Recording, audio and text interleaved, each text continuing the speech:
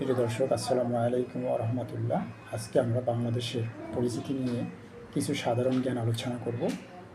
আপনারা এখান থেকে অনেক গুরুত্বপূর্ণ তথ্য পেয়ে যাবেন।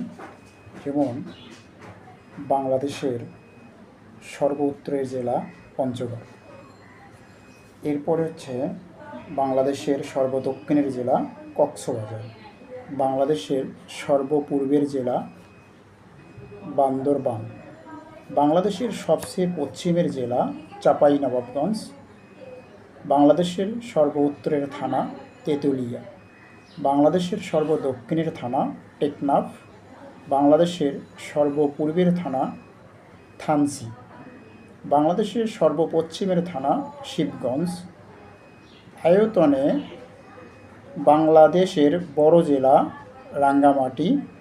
বাংলাদেশের সর্বপশ্চিমের থানা শিব